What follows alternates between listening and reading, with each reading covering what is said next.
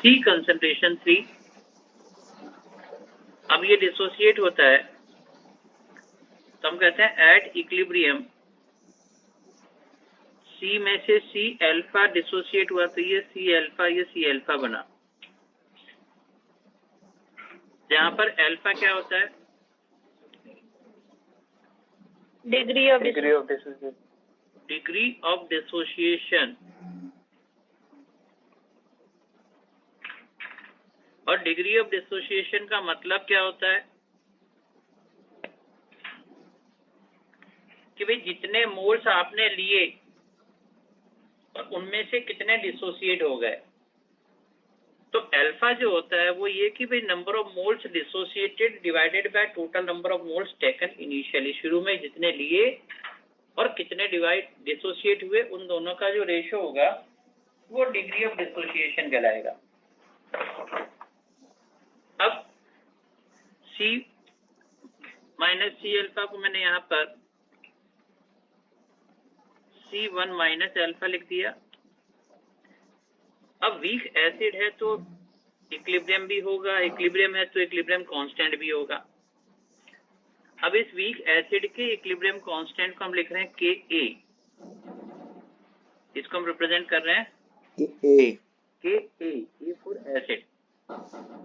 Product upon reactant, product में हो गए acetate ion concentration, H+ ion concentration upon acetic acid concentration. अब ये जो इक्विलिब्रियम आपके पास आ रहा है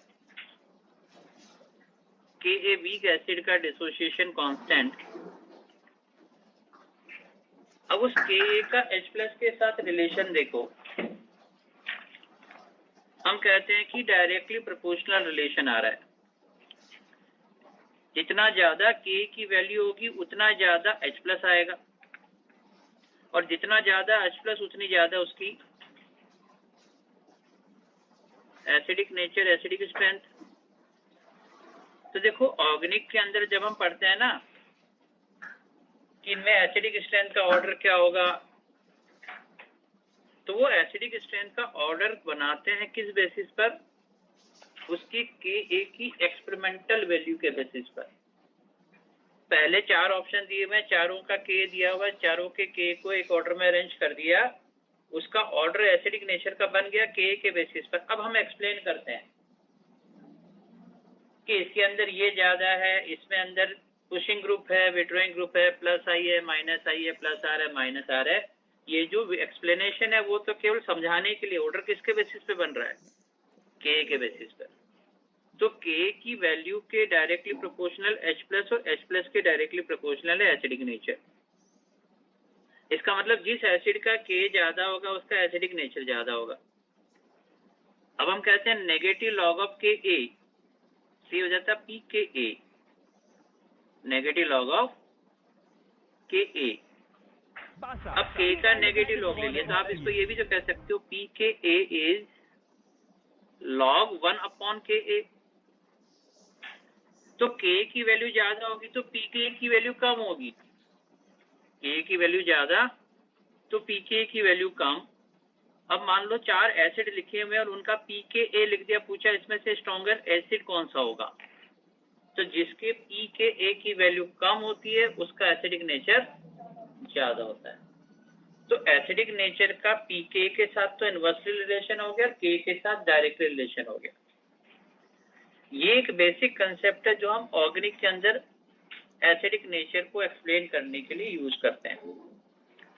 अब देखो स्ट्रॉन्ग एसिड में जब हम डिस्कशन कर रहे थे तो हमें पता था वाटर भी होता है और वाटर का आयनाइजेशन भी होता है, उससे H+ भी मिलते हैं, जिसकी वजह से हमने -6 के बाद -7, -8, -9 सबको क्या कहा था, नियरली 7। तो अब यहाँ पर उस वाटर को यहाँ भूलते नहीं हम लोग, हम कहते हैं भाई यहाँ पर वाटर भी है, वाटर भी डिसोसिएट होगा, उससे भी H+ और OH- मिलेंगे, उसमें से जो H+ मिल रहे हैं उसकी वैल्यू हो गई X। एसिटिक एसिड में X वैल्यू वाटर से आ रही है। तो अब मैं यहाँ पर जब लिखता हूँ K = acetate ion H plus ion, तो H प्लस आयन मेरे को यहाँ पर लिखने चाहिए टोटल, भाई टोटल H प्लस कितने हैं। अब यहाँ वैल्यू रख देते हैं, देखो मैंने यहाँ लिखा Ka, ठीक है। एसिटेट आयन देखो कहाँ है, ऊपर है, ये देखिए एसिटेट आयन कितने हैं, हमने कहा C अल्फा, ये लिखा C alpha. H plus total कितने हैं, तो C अल्फा तो एसिड से आ रहा है और X आ रहा है वाटर से, तो मैंने लिखा C alpha plus X upon में एसिडिक एसिड हो गया C1 माइनस अल्फा। अब यहाँ पर वो एजम्पशन हम वैलिड करते हैं जो हमने लास्ट क्लास के अंदर लिया था। क्या एजम्पशन लिया था कि if H plus ion concentration is greater than और इक्वल टू 10⁻⁻⁶ मोलर, तो जो X होता है वो बहुत छोटा होता है, उसको हम क्या कर लेते हैं, नेग्लेक्ट कर लेते हैं। तो इस एजम्पशन की वजह से अब मैं इस X वाले पार्ट को नेग्लेक्ट कर रहा हूँ, गलती से भूल गया वाली बात नहीं है, यहाँ पर हमने इसको नेग्लेक्ट कर लिया है X को, ठीक है। अच्छा, अब एक C से C कैंसिल आउट हो गया, तो अब ये Ka का एक्सप्रेशन क्या रह गया, K रह गया C alpha square over 1 minus alpha. अब यहाँ पर एजम्पशन नंबर 2, अगर अल्फा की वैल्यू 0.1 से भी कम है, मतलब 10%, अगर अल्फा डिग्री ऑफ डिसोसिएशन 10% से भी कम है, तो 1 माइनस अल्फा नियरली 1 माना जा सकता है। तो 1 माइनस अल्फा को मैंने अप्रोक्सीमेटली 1 मान लिया, क्योंकि 0.1 से भी उसकी वैल्यू कम है। ये एजम्पशन नंबर 2 हो गया। ऐसा करने पर अब मेरे पास Ka की वैल्यू क्या हो गई, ये हो गई C अल्फा स्क्वायर। तो यहाँ पर अल्फा क्या हो जाएगा, √K ओवर C। तो देखो मेरे पास यहाँ पर अल्फा की वैल्यू निकालने के लिए √K ओवर C। अब यहाँ पर पैरेलल एक कंसेप्ट और डिस्कस कर लेते हैं, जिसको हम कहते हैं ऑस्टवाल्ड डाइल्यूशन लॉ।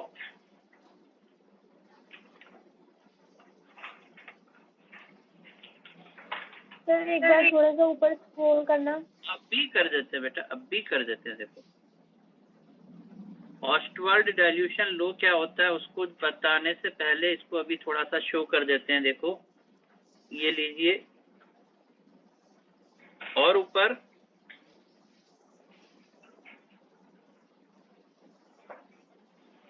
नो सर, हो गया। Very good.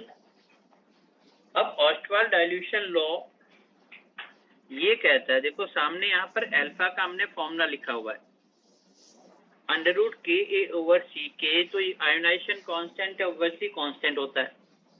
तो इस कांस्टेंट को प्रोपोर्शनलिटी में अगर ले लिया जाए तो हमारे पास अल्फा और C का रिलेशन आता है कि अल्फा जो होता है वो इनवर्सली प्रोपोर्शनल हो जाएगा 1/C, मतलब inversely proportional to the C।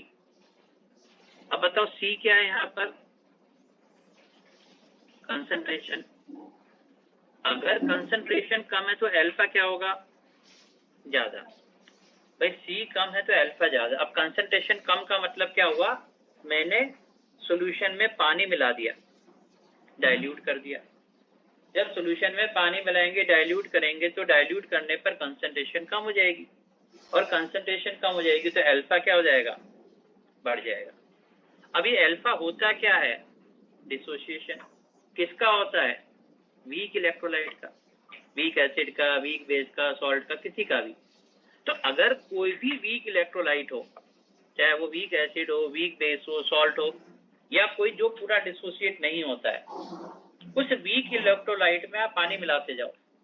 जैसे जैसे पानी मिलाते जाओगे उसका डिसोसिएशन बढ़ता जाएगा। हमने इलेक्ट्रोकेमिस्ट्री में कोल्डर्स लॉ भी पढ़ा था। और अगर डाइल्यूशन इनफाइनाइट कर दें तो every weak electrolyte is assumed to be 100% dissociated. हर वीक इलेक्ट्रोलाइट 100% डिसोसिएट हो जाएगा, ऐसा माना जा सकता है। अगर अल्फा की वैल्यू 1, डाइल्यूशन इनफाइनाइट कर दें तो अल्फा की वैल्यू 1 हो जाएगी, 100% डायनाइजेशन। यहाँ तक का पॉइंट समझ में आया आपको? Degree of dissociation alpha, ionization बढ़ेगा जब C की वैल्यू कम होगी। तो आप यहाँ लिख सकते हैं कि अगर डाइल्यूशन को इंक्रीज करें तो उस वीक इलेक्ट्रोलाइट का आयोनाइजेशन या डिसोसिएशन भी इंक्रीज होता है। On increasing the dilution, degree of dissociation will be increases for a weak electrolyte। तो ये ऑस्टवाल्ड डाइल्यूशन लॉ यहाँ पर आप इस तरीके से कंसिडर कर सकते हैं। अब देखो, हमने शुरू में क्या लिखा था भाई ionization constant of weak acid और उसका पीएच। तो देखो वीक एसिड का आयोनाइजेशन कांस्टेंट मेरे पास आ गया K = C∝²। अगर C एसिड की कंसंट्रेशन गिवन है, alpha degree of dissociation given है, तो आप K फाइंड आउट कर लोगे। अल्फा चाहिए तो K/C कर लोगे। लेकिन मुझे अब फाइनली चाहिए क्या? सॉल्यूशन का पीएच। अब अगर मुझे सॉल्यूशन का पीएच चाहिए तो पीएच के लिए फॉर्मूला कैसे बन रहा है देखना जरा। पीएच होता है negative log of H+ ion concentration total. मैं फिर से लिखता हूं, negative log of H+ total में C∝ तो आ रहा था एसिड से, X आ रहा था वाटर से। एजम्पशन को फिर लिखा कि अगर H+ आयन कंसंट्रेशन आदि ग्रेटर देन और इक्वल टू 10⁻⁻⁶ होता तो हमने इस X को क्या कर लिया था? नेग्लेक्ट कर लिया था। और नेग्लेक्ट करने के बाद अब ये वैल्यू हमारे पास पीएच के लिए हो गई क्या? Negative log C∝। X यहाँ से हमने नेग्लेक्ट कर लिया क्योंकि एजम्पशन यहाँ पर वैलिड था। अब यहाँ पर अल्फा वाला फॉर्मूला रख देते हैं, नेगेटिव लॉग ऑफ C, और अल्फा होता है √K/C।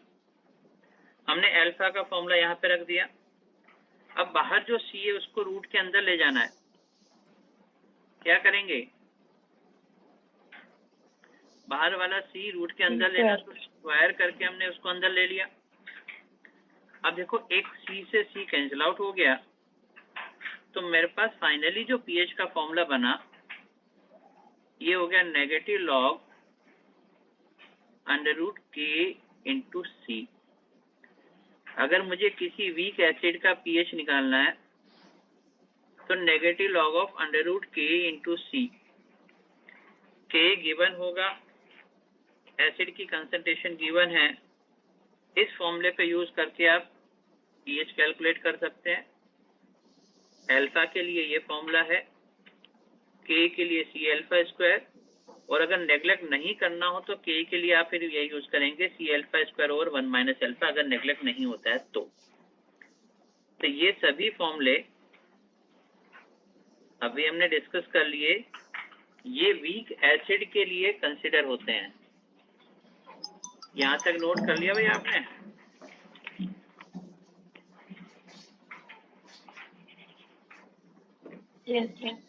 मैं नोट करो आराम से, जब तक मैं ऑफलाइन वालों की अटेंडेंस ले लेता हूँ।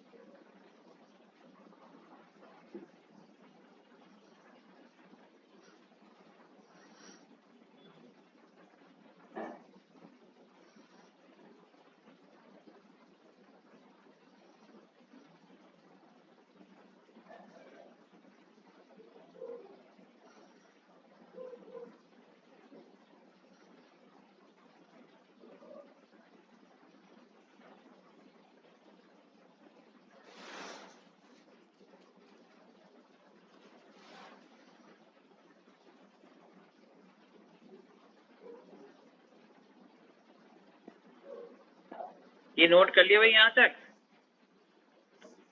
तो अगर वीक एसिड के लिए आपको ये कैलकुलेशन करनी है तो आप इस तरीके से ले सकते हैं। अब सेम पैटर्न पर एक बार फिर से सब कुछ दोबारा लिख लिया जाए।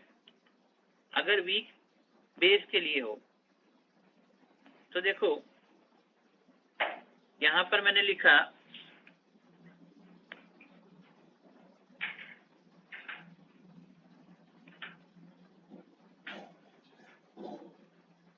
Ionisation constant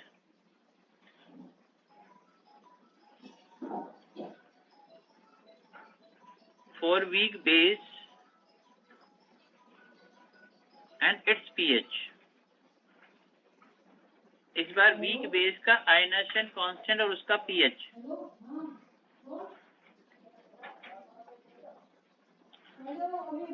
weak base NH4OH dissociate हो रहा है NH4 प्लस आयन और OH माइनस आयन के अंदर। इनिशियली C कंसंट्रेशन थी बेस की, अब नौपा में मना कर दो।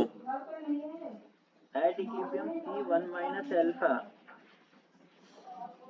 C alpha C alpha. अब क्योंकि इस बार बेस है तो बेस के लिए इक्विलिब्रियम कांस्टेंट को मैंने यहाँ पर लिखा KB, B for base. B हो जाएगा concentration of ammonium ion OH minus ion upon ammonium hydroxide. जैसे एसिड के लिए कहा था K directly proportional to H plus था, वैसे ही अब यहाँ पर दिख रहा हमें कि जो KB है वो directly proportional to OH minus concentration है। KB जितना ज्यादा होगा OH उतना ज्यादा होगा, उतना ज्यादा उसका बेसिक नेचर होगा। तो जितना ज्यादा K उतना ज्यादा एसिडिक। तो सिमिलरली हमने कहा जितना ज्यादा KB उतना ज्यादा बेसिक। और वैसे लिखते हैं PKB negative log of KB। तो KB की वैल्यू जितनी कम होगी बेसिक नेचर उतना ज्यादा होगा। एसिड की तरह बेस के लिए हमने सिमिलर पैटर्न पर लिख लिया। यहाँ तक समझ में आया। अब हमने पैरेलली यहाँ पर वाटर भी मेंशन कर दिया कि भाई वाटर भी यहाँ पर डिसोसिएट हो रहा है। H प्लस और OH माइनस उससे मिल रहे हैं। H प्लस और OH माइनस की वैल्यू X हो गई। तो जब आप यहाँ पर KB को एक्सप्रेशन कर रहे हैं तो KB होगा अमोनियम आयन, तो ये हो गया C alpha, OH minus ion total तो C अल्फा प्लस X और C1 minus alpha. Pattern same चल रहा है। अब यहाँ पर वही एजम्पशन फिर से लिखा,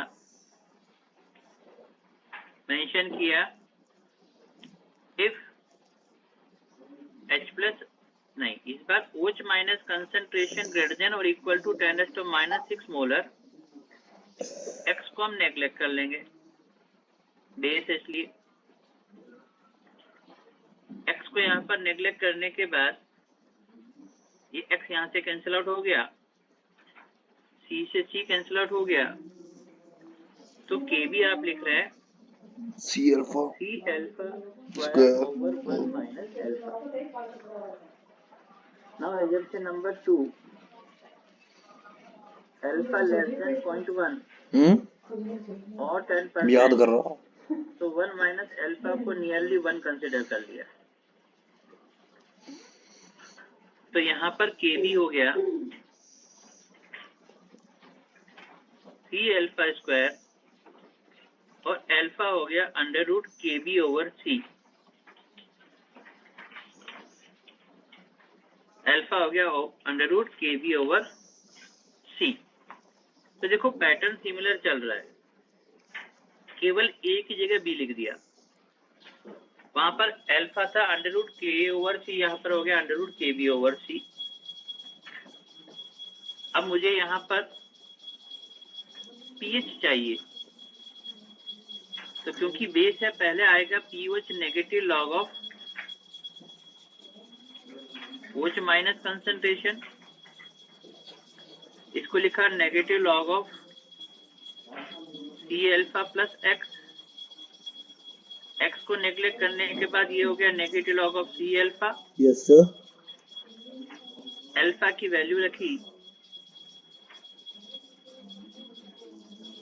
KB ओवर C, और C को रूट के अंदर लेकर के आपने यहाँ पर लिख दिया POH is equal to negative log of under root KB dot C।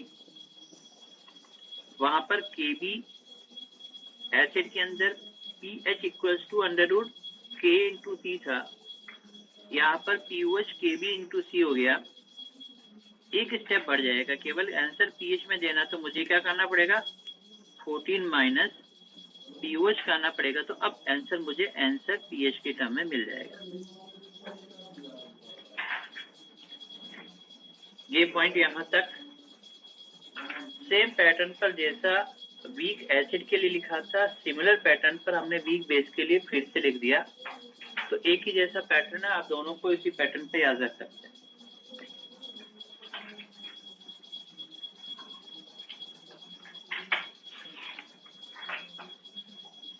यहाँ तक नोट किया था आपने? सर जो हमने assumption 1 किया है, उसमें OH नेगेटिव लेस नहीं होगा 10 की पावर 6 से। बेटा सेम चीज है, जहाँ पर H प्लस के लिए हम काउंट कर रहे हैं, तो जितना हमने H प्लस का कंट्रीब्यूशन दिया, वैसे यहाँ पर भी OH माइनस भी उतना ही होगा जितना H प्लस होगा। तो नहीं सर, मैं कह रही थी जो assumption में लेस नहीं आएगा साइन 10 की पावर। कॉमन आयन तो चल रहा है ना, कॉमन आयन तो अच्छा लग रहा है। देखो ये वाला, ये OH माइनस इसको इधर ले जाकर तो ये X की वैल्यू कम होती जाएगी। चाहे कॉमन, पहले H प्लस कॉमन था, इस बार OH माइनस कॉमन है। Okay sir. क्या कह रहे हो? मैं एक बार दोबारा चेक कर लेता हूँ, मैंने तो कहीं गलत नहीं लिख दिया। हाँ ठीक तो लिखा है। OH माइनस अगर बराबर या ज्यादा है -6 से, तो X की वैल्यू छोटी होगी तो नेगलेक्ट कर देंगे।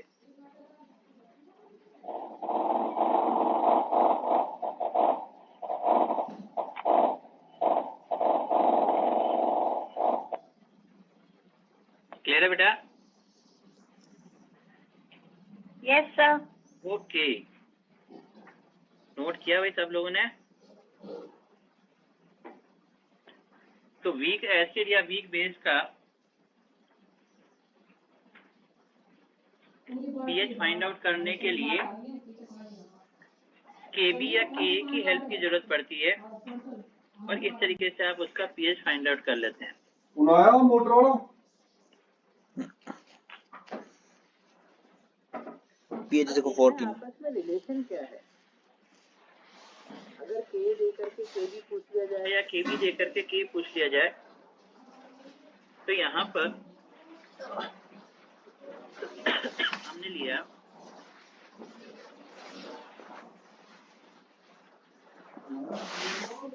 Relation between K and KB।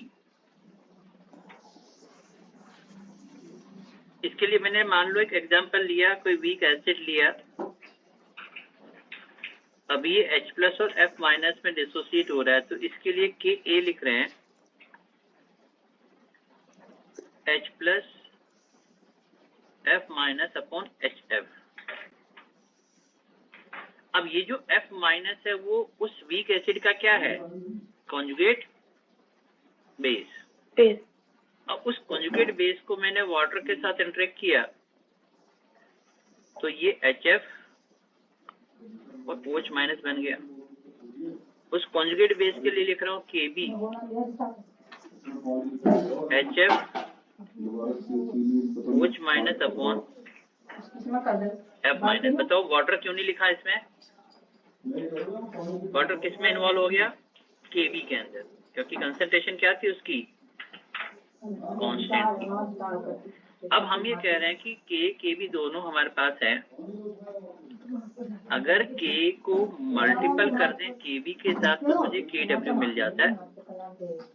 ये रिलेशन अभी हम चेक कर लेते हैं कि k और kb का जो मल्टीपल होता है वो kw होता है। एक काम करते हैं, रख के देख लेते हैं k की kb की वैल्यू। k को मैंने यहाँ लिखा h plus f minus upon hf, kb को लिखा hf OH minus upon f minus, और kw होता है h plus into OH minus.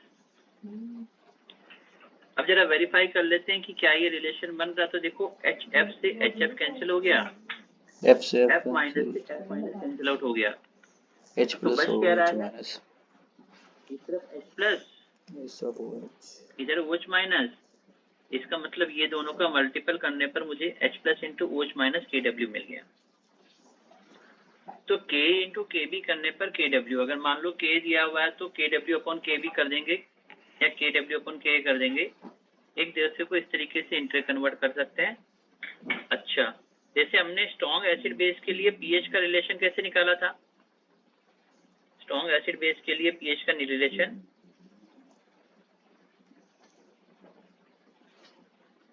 pH plus POH 14, देखो ये रहा, यहाँ देखना, हमने कहा था H plus into OH minus KW था। दोनों तरफ लॉग लिया, दोनों तरफ -1 से मल्टीप्लाई किया, PKW PH प्लस POH हो गया और यहाँ पर हो गया PH plus POH 14। Same pattern पर, क्योंकि वो जो रिलेशन था वो तो स्ट्रॉन्ग एसिड से बेस से आ रहा था।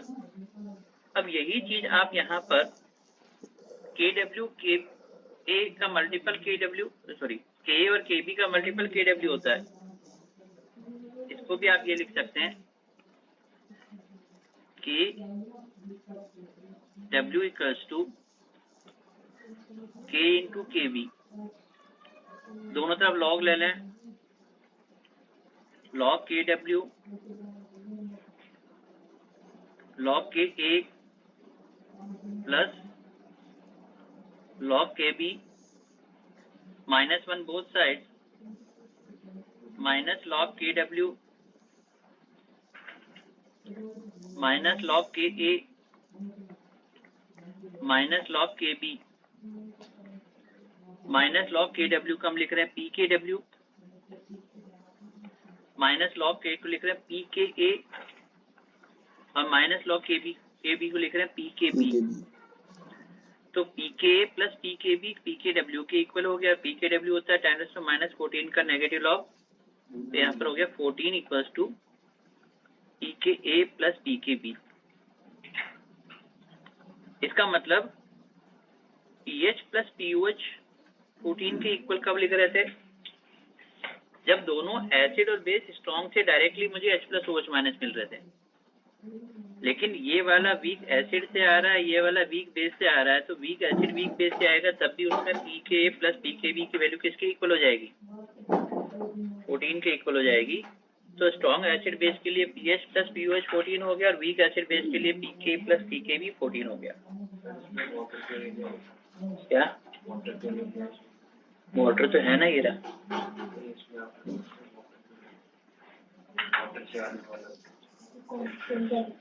वाटर तो कांस्टेंट है ना के, अरे सॉलिड लिक्विड की कंसंट्रेशन कांस्टेंट है, तो K equilibrium multiplied by concentration of water, दोनों का मल्टीपल क्या हो जाएगा, कांस्टेंट मल्टीपल कांस्टेंट क्या हो जाएगा, कांस्टेंट KW में आ गया। कहीं किसी को कुछ समझ में तो नहीं आया, अरे सो गए क्या सब लोग। सर केबी की वैल्यू कैसे निकाली आपने, केबी की वैल्यू कैसे निकालें, मतलब फर्स्ट स्टेप में। एक सेकेंड, ये फर्स्ट स्टेप कह रहे हैं, इसका फर्स्ट स्टेप है और ऊपर फर्स्ट स्टेप, नहीं और इसकी बात कर रहे हैं।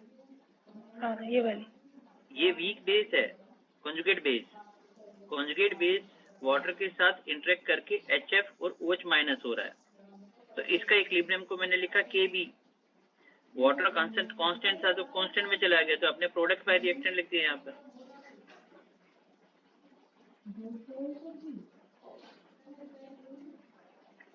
एसिड और कॉन्जुगेट बेस होगा तभी तो आपस में रिलेशन होगा। यस सर, ठीक है।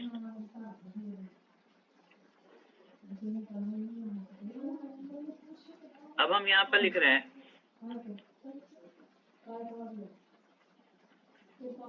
डाई बेसिक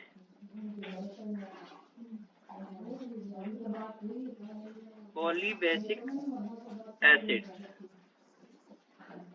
और diacidic poly acidic base, इनका ionisation constant. Dibasic acid का मतलब क्या होता है?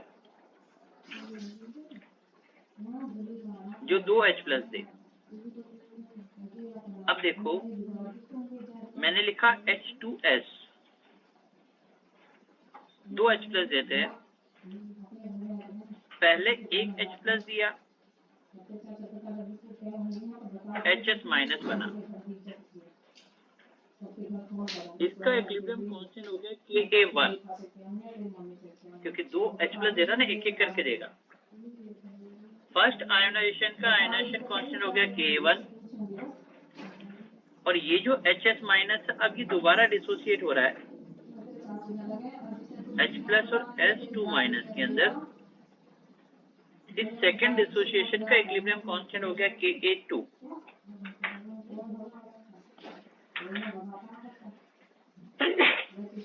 पहले Ka1 फिर Ka2। अब अगर इन दोनों रिएक्शंस को ऐड करके नेट रिएक्शन लिखो तो नेट रिएक्शन क्या आ रहा है?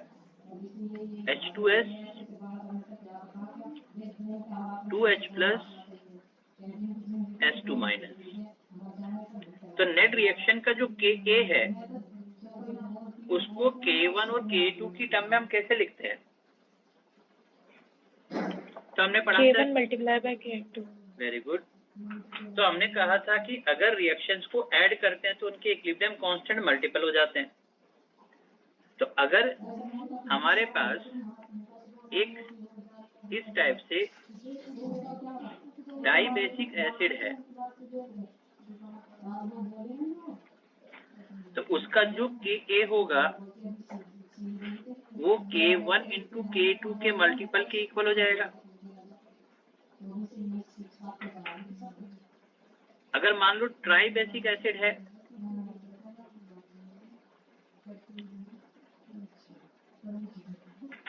वेरी गुड, अब हम कहेंगे इसको एक K3 और आ जाएगा इसमें, तो उसमें हो जाएगा नेट रिएक्शन का जो K है वो Ka1 into Ka2 into Ka3। और इसको अगर जनरलाइज वे में पॉलीबेसिक के लिए जनरल वे में लिखते हैं तो क्या हो जाएगा? डॉट डॉट डॉट डॉट और लगा देते हैं एन के टाइम में। इसको मैंने लिखा पॉलीबेसिक एसिड के लिए Ka जो होगा वो K1 K2 K3 and so on dot dot dot dot dot कर दिया, तो ये जनरल वे में इसका एक्सप्रेशन लिखने में आ गया। सेम कॉम्बिनेशन अगर एसिड की जगह बेस के लिए कहा जाए तो बेस जो होता है वो डाई एसिडिक या ट्राई एसिडिक होता है, मतलब वो बेस कितने H+ से रिएक्ट कर रहा है। तो मैंने यहाँ पर लिखा डाई एसिडिक बेस, तो उसका जो Kb होगा वो Kb1 इंटू Kb2 के इक्वल हो गया। ट्राई एसिडिक हो गया तो उसका Kb Kb1 Kb2 Kb3 और पॉली के लिए इसी तरीके से एंड सो ऑन कर देंगे।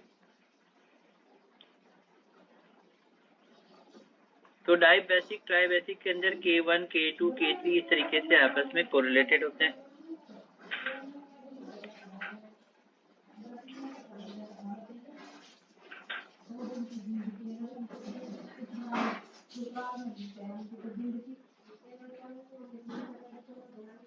यहाँ तक का पोर्शन नोट किया आप लोगों ने?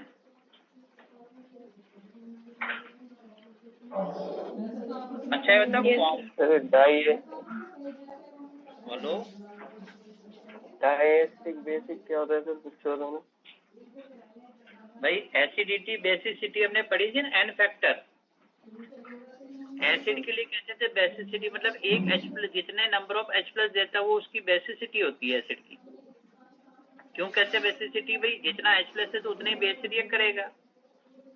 अगर एक H प्लस देगा तो एक बेस से रिएक्ट करेगा, दो H प्लस देगा तो दो बेस से रिएक्ट करेगा। तो जितना H प्लस देता है उतनी उसकी बेसिसिटी होती है, जितने बेस से वो रिएक्ट करता है। इसलिए एसिड को कहते हैं बेसिसिटी और बेस को कहते हैं एसिडिटी।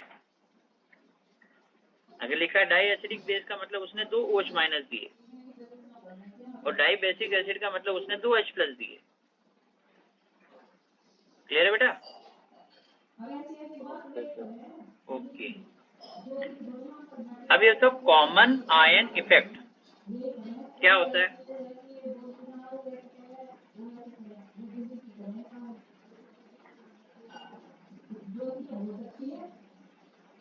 देखो, कोई भी एक वीक इलेक्ट्रोलाइट है, चाहे वो वीक एसिड है, वीक बेस है, कोई भी ऐसा जो पूरा डिसोसिएट नहीं होता है। तो मैंने यहाँ पर ये लिखा,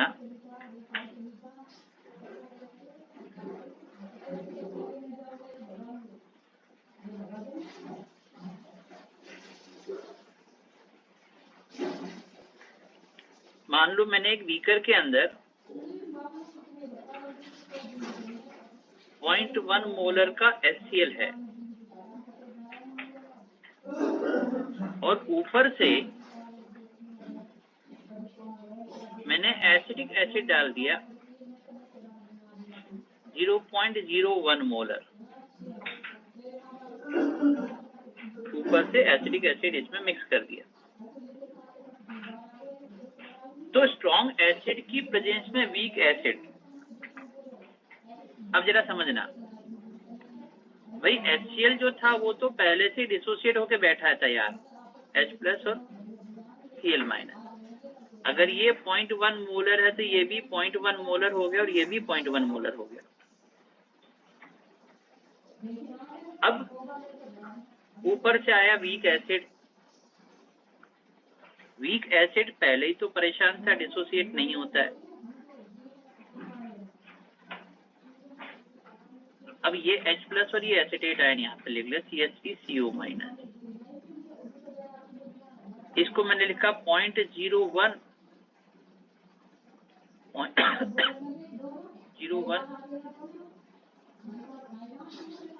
माइनस अल्फा कर लो, C माइनस C अल्फा।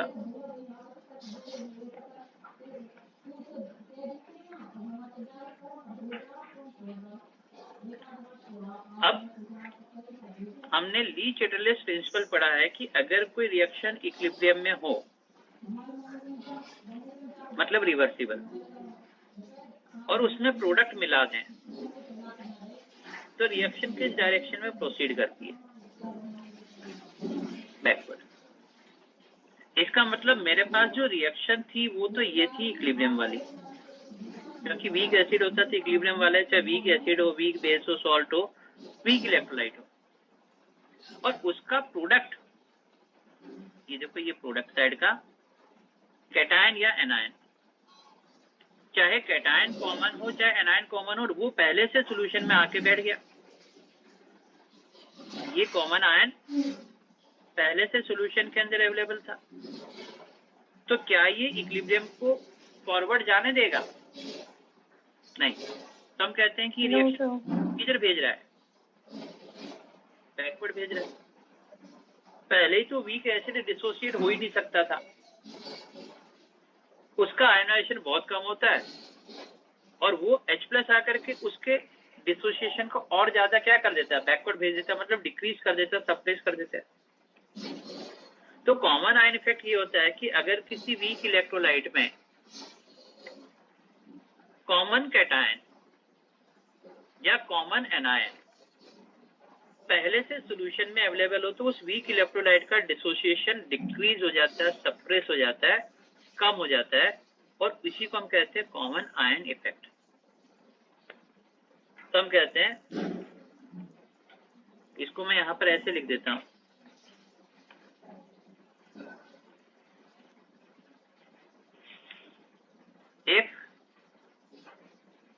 एक common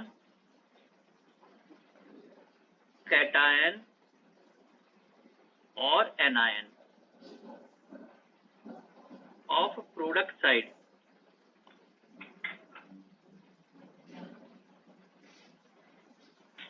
of a weak electrolyte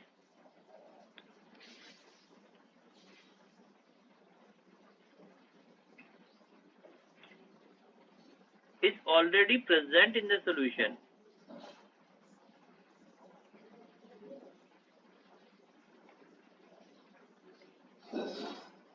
कोई वीक इलेक्ट्रोलाइट है, उसका common cation anion product side वाला पहले से सॉल्यूशन में प्रेजेंट है, तो हम कहते हैं क्या, the degree of dissociation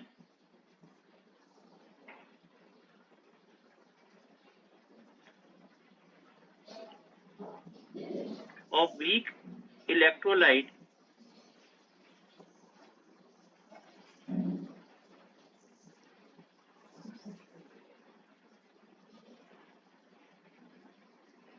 will be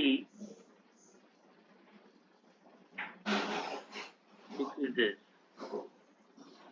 तो जो वीक इलेक्ट्रोलाइट है उसका डिग्री ऑफ डिसोसिएशन क्या हो जाएगा, डिक्रीज हो जाएगा। The degree of dissociation of weak electrolyte will be decrease. ये कहलाता है कॉमन आयन इफेक्ट।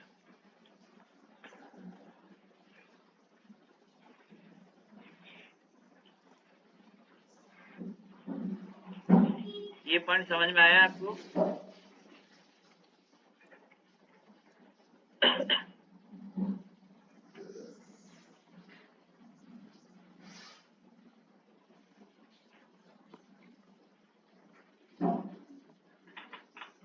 क्लियर है सबको? Yes sir.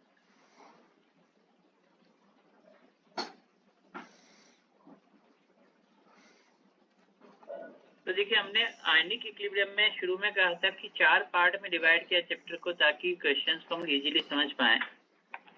तो फर्स्ट पोर्शन एसिड बेस का कंसेप्ट क्या होता है, वाटर का आयनाइजेशन कांस्टेंट क्या है, पीएच का फॉर्मूला कैसे फाइंड आउट किया, स्ट्रॉन्ग एसिड वीक एसिड या स्ट्रॉन्ग बेस वीक बेस का पीएच कैसे फाइंड आउट करते हैं, dibasic, tribasic, polybasic, common ion effect, ये सारी चीजें हमने फर्स्ट पोर्शन में डिस्कस कर ली। Now portion number 2, salt hydrolysis. देखो मैं फिर से बता रहा हूं, इस चैप्टर में क्या है, फॉर्मूले बहुत सारे हैं। स्ट्रॉन्ग एसिड का भी पीएच है, वीक एसिड का भी पीएच है, सॉल्ट हाइड्रोलिसिस है, वहां भी पीएच के फॉर्मूले 3-4 कंडीशन है, बफर सॉल्यूशन है, वहां भी पीएच है फॉर्मूले। क्वेश्चन को देख करके अगर ये नहीं पहचान पाए कि क्वेश्चन में पूछा क्या है, क्वेश्चन में पूछा क्या है, वो सॉल्ट हाइड्रोलिसिस पूछ रहा है या बफर सॉल्यूशन पूछ रहा है या केवल एसिड का पीएच पूछ रहा है या बेस का पीएच पूछ रहा है, तो फॉर्मूले तो हमारे पास बहुत तैयार बैठे हैं, बहुत सारे फॉर्मूले, रटने में हमसे बढ़िया तो कोई रट ही नहीं सकता। रट तो लिए, लेकिन कब कौन सा अप्लाई करना है वो पहचानना मुश्किल होता है। कोई बता दे आके साइड में, ये लगा दे, लगा देंगे फॉर्मूला, आंसर आ जाएगा, लेकिन बताएगा कौन? एग्जाम में कोई बताता नहीं। अब ये पहचानना सबसे इम्पोर्टेंट है, इसलिए मैंने क्या किया, पोर्शन बना दो अलग अलग। सबसे पहले दिमाग में आओ कि एप्पल है क्या, ये सॉल्ट हाइड्रोलिसिस से, तो फिर हमारे सॉल्ट हाइड्रोलिसिस के बाद 3-4 कॉम्बिनेशन, वो फॉर्मूला उठा के लाएंगे। अगर बफर सॉल्यूशन है, बफर वाला फॉर्मूला यहाँ लगाएंगे। तो सबसे पहले पहचानना कि इसमें से कंडीशन क्या है, इसलिए मैंने इसको ब्लॉक पर आके अलग अलग करके याद रखने की कोशिश करवाने की कोशिश कर रहा हूँ। मैं भी कोशिश कर रहा हूँ। अब देखो फर्स्ट पोर्शन के फॉर्मूले हम लोगों ने समझ लिए। अब मैंने कहा सॉल्ट हाइड्रोलिसिस,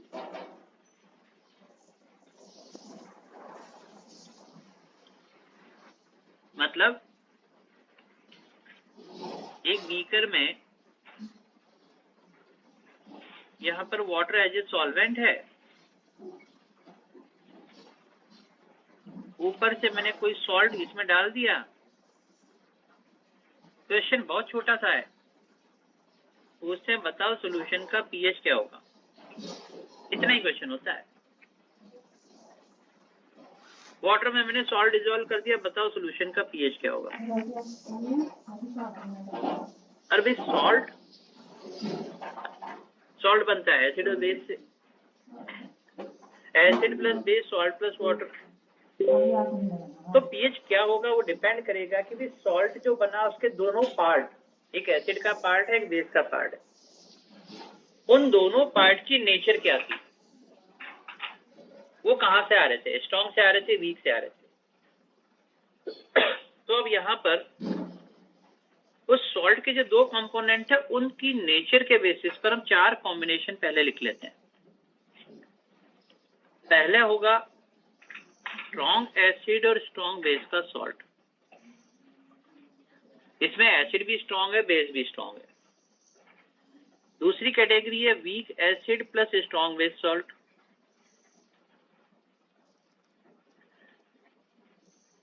थर्ड कैटेगरी है strong acid plus weak base salt. और फोर्थ कैटेगरी में दोनों ही पार्ट वीक हो गए तो लिखा weak acid plus weak base salt. अब इन चारों कैटेगरी में कौन सी कैटेगरी है वो पहचानना, और उस कंडीशन में सॉल्यूशन का नेचर और उसका पीएच क्या होगा ये पता करना। इसके लिए एक एक करके इन चारों कैटेगरी को वन बाय वन डिस्कस करते हैं। जब चारों चीजें क्लियर हो जाएगी तो एक साथ समरी में इनको लिख लेंगे भी, समराइज करके कि कब कहां कौन सा फॉर्मूला लगेगा, एक साथ समराइज करके बाद में लास्ट में लिख लेंगे। ये चारों केस समझ में आया आपको कि होता क्या है। तो अब देखो हमने यहाँ पर केस नंबर 1 फर्स्ट कॉम्बिनेशन ले लेते हैं, strong acid strong base salt. भाई एसिड भी स्ट्रॉन्ग है, बेस भी स्ट्रॉन्ग है। जैसे मैंने कहा HCl स्ट्रॉन्ग एसिड था, NaOH स्ट्रॉन्ग बेस था, ये NaCl प्लस वाटर बन गया। मतलब अगर एक बीकर में वाटर एज ए सॉल्वेंट लेकर के ऊपर से कुछ NaCl डाल दूं और पूछो सॉल्यूशन का पीएच क्या होगा, तो एक बात समझना, सॉल्ट जो हम कंसिडर कर रहे हैं वो सारे के सारे कंप्लीटली आयोनाइज्ड होते हैं। Salt are strong electrolyte, they are completely ionized. अब जब ये सॉल्ट आयोनाइज्ड हो रहा है, मतलब मैंने NaCl को पानी में डाल दिया, तो अब ये कैटायन एनायन के अंदर आयोनाइज्ड हो गया, कैटायन और एनायन इक्वली, जितने कैटायन उतने एनायन मिल गए। अब यहाँ पर वाटर का भी इक्वल डिसोसिएशन हो रहा है, जितने H+ वाटर के इस तरफ से आ रहे हैं उतने ही OH- इधर जा रहे हैं। अब अगर सॉल्यूशन में H+ और OH- की कंसंट्रेशन इक्वल हो गई, हमने क्या कहा, अभी सॉल्यूशन में जितनी कंसंट्रेशन H+ की है उतनी ही कंसंट्रेशन OH- की है, तो अभी ये सॉल्यूशन का नेचर क्या होगा। Very good. तो हमने कहा सॉल्यूशन का नेचर तो न्यूट्रल नेचर हो जाएगा, और पीएच क्या हो जाएगा 7। तो मैंने लिखा इस सॉल्यूशन का पीएच ऑलवेज 7 लिख दिया, ताकि याद रहे कि भाई हाँ हमेशा 7 ही रखना और कुछ करना ही नहीं इसमें। पीएच हमेशा 7 हो जाएगा, न्यूट्रल हो जाएगा। इसको क्या मैं इनडायरेक्टली कह सकता हूँ कि इसका हाइड्रोलिसिस हुआ ही नहीं। इनडायरेक्टली मैं कह रहा हूँ इसका हाइड्रोलिसिस हुआ ही नहीं, क्योंकि बेसिकली हाइड्रोलिसिस का मतलब होता है interaction with the water. Hydrolysis होने के लिए कोई एक पार्ट वीक होना चाहिए, चाहे एसिड का पार्ट वीक हो, चाहे बेस का पार्ट वीक हो, चाहे दोनों पार्ट वीक हो। दोनों पार्ट में से कोई भी एक पार्ट कम से कम वीक होगा, तभी वो वाटर से इंटरेक्ट करेगा। या तो एक्सिस में H+ बच जाएंगे या OH- बच जाएंगे। लेकिन अगर दोनों पार्ट स्ट्रॉन्ग है तो जितने H+ मिलेंगे उतने ही OH- मिलेंगे। पीएच हमेशा 7 होगा। तो अभी तो कह दिया भाई मजा नहीं आया, इसमें तो क्वेश्चन बढ़िया बना ही नहीं। या यूं कहे ये तो बढ़िया क्वेश्चन है, ऐसे ही हो सबका पीएच 7 हो जाएगा, न्यूट्रल कर देंगे और क्या। तो strong acid strong base salt का तो पीएच 7 होगा, न्यूट्रल नेचर का होगा। अब हम कहते हैं कि कोई एक पार्ट वीक हो, एसिड का पार्ट वीक हो चाहे बेस का पार्ट वीक हो, और वो इंटरेक्ट करके हाइड्रोलिसिस करता है। तो अब कॉम्बिनेशन नंबर 2 लिखूं, यहाँ पे नोट कर लिया तो बढ़ा दो इसको ऊपर।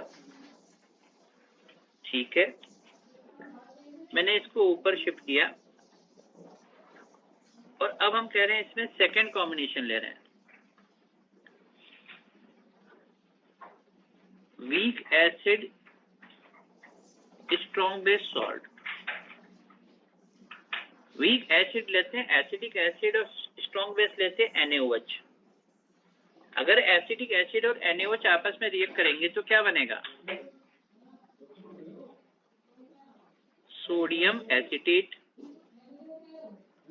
इसका मतलब ये रहा कि अगर मैंने वाटर में कुछ अमाउंट में सोडियम एसीटेट डाल दिया या सोडियम एसीटेट इसमें प्रेजेंट है, और क्वेश्चन है कि बताओ सॉल्यूशन का पीएच क्या होगा, नेचर क्या होगा, ये हमें पूछा जा रहा है। कंडीशन समझ रहे हैं कि वाटर के अंदर सोडियम एसीटेट प्रेजेंट है और हमें पूछा जा रहा है कि नेचर क्या होगा और पीएच क्या होगा। तो पहले तो देखो, सॉल्ट कंप्लीटली आयोनाइज्ड हो रहा है तो ये बना एसीटेट आयन और Na+ आयन। अगर सॉल्ट की कंसंट्रेशन C तो उतने ही अमाउंट में दोनों चीज मिल गई। अब जो वीक पार्ट होता है, वीक पार्ट बताओ कौन सा है? एसीटेट आयन वीक पार्ट है। एसीटेट आयन वीक पार्ट है। वीक पार्ट मतलब एसिड का, वीक एसिड का पार्ट है। अब वो वाटर के साथ इंटरेक्ट कर रहा है। वैसे मुझे वाटर H2O लिखने की जगह में H+OH- लिखूं तो किसी को कोई दिक्कत तो नहीं है? यानी हो तो बता दो, फिर भी नहीं है। मैंने H2O लिखने की जगह इसको H+OH- की तरह लिख करके दिखाया कि भाई मैं इसको H+OH- का कॉम्बिनेशन मान रहा हूं। अब एसिटेट आयन क्या करता है, वाटर से अपना H+ ले लेता है। एसिटेट आयन ने वाटर से अपना H+ ले लिया तो क्या बन गया? Acetic acid. और सॉल्यूशन में बच क्या गया? OH-। ये जो वाटर के साथ इंटरेक्ट हो रहा है उसी को हम कहते हैं हाइड्रोलिसिस। तो ये जो सेकंड रिएक्शन लिखी है यही हाइड्रोलिसिस की रिएक्शन है। अब सॉल्यूशन में क्या बच गया? OH-। तो बताओ इस सॉल्यूशन का नेचर एसिडिक, बेसिक, न्यूट्रल में से क्या लिखूं? तो देखो ये तो हमें समझ में आ गया कि वीक एसिड और स्ट्रॉन्ग बेस सॉल्ट का जो सॉल्यूशन होता है उसका नेचर बेसिक होता है। अब पीएच क्या होगा? मेन चीज है कि पीएच, चलो जितने एसिटेट आयन थे तो यहाँ पर एसिटेट आयन C थे, C-CH, तो ये बना CH और ये बना CH। मैंने सिंबल चेंज कर दिया, अल्फा की जगह H लिख लिया। भाई वो डिसोसिएशन था, ये हाइड्रोलिसिस है, तो H को मैं कहता हूं डिग्री ऑफ हाइड्रोलिसिस।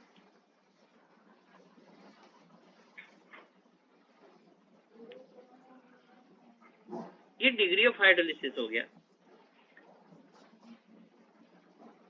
अच्छा, अब यार इक्विलिब्रियम है तो इक्विलिब्रियम कांस्टेंट भी होगा। अब इक्विलिब्रियम तो हाइड्रोलिसिस की रिएक्शन का है, तो इस हाइड्रोलिसिस की इक्विलिब्रियम की रिएक्शन का इक्विलिब्रियम कांस्टेंट को लिख रहा हूँ KH। KH का मतलब हो गया हाइड्रोलिसिस कांस्टेंट, हाइड्रोलिसिस की इक्विलिब्रियम का कांस्टेंट। अब प्रोडक्ट बाय रिएक्शन लिखते हैं, तो देखो प्रोडक्ट में कौन है, एसिडिक एसिड ऊपर लिखा जाएगा और OH माइनस लिखा, नीचे एसिटेट आयन लिखा। बताओ वाटर क्यों नहीं लिखा, वो KH में इन्वॉल्व हो गया, कांस्टेंट था तो KH में चला गया।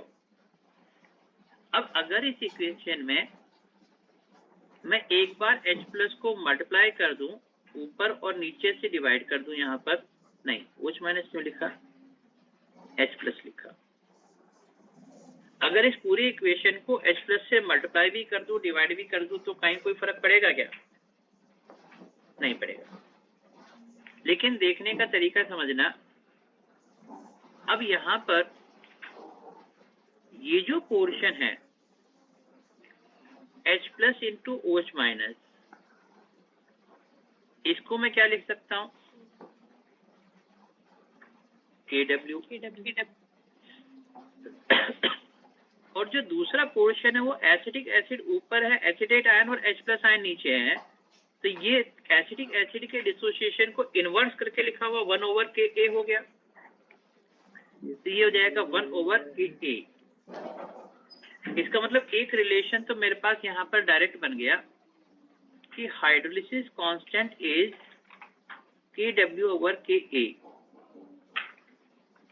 अगर K दे रखा है और KH पूछा है, या KH दे रखा है K पूछा, तो आप इस फॉर्मूले को यूज करके एक दूसरे में इंटर कन्वर्ट करके KW/K KH होता है हाइड्रोलिसिस कांस्टेंट। अब इसकी वैल्यू भी रख देते हैं यहाँ पर, तो देखिए ये है KW/KA। एसिटिक एसिड कितना है यहाँ पर, तो मैं लिख रहा हूँ CH। OH माइनस कितना है, CH। एसिटेट आयन है C1 माइनस H। थोड़ा सिंपल किया, C से C कैंसिल आउट हो गया, तो यहाँ पर ये बन गया क्या, CH²/1 माइनस H। जैसे एजम्पशन में अल्फा को 0.1 से कम कहते थे तो 1 माइनस अल्फा को नेग्लेक्ट करते थे, तो यहाँ पर भी हमने if H is less than 0.1 या 10%, तो 1 minus H is approximately equals to 1। जैसे अल्फा वाला फॉर्मूला था वही चीज मैं यहाँ पर मान लेता हूँ, तो अब मेरे पास फॉर्मूला क्या बन गया, KW/KA, ये CH² के इक्वल हो गए। तो मुझे अगर H चाहिए डिग्री ऑफ हाइड्रोलिसिस, से हो जाएगा √KW/K.C।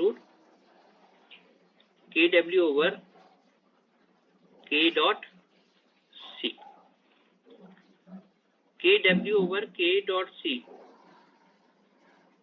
अगर मुझे डिग्री ऑफ हाइड्रोलिसिस चाहिए तो ये फॉर्मूला डायरेक्ट यूज करेंगे।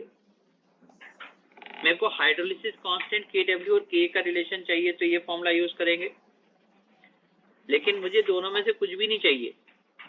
मुझे क्या पूछा था, बताओ सॉल्यूशन का pH क्या होगा, तो मुझे तो यहाँ पर pH चाहिए। यहां तक नोट किया आप लोगों ने,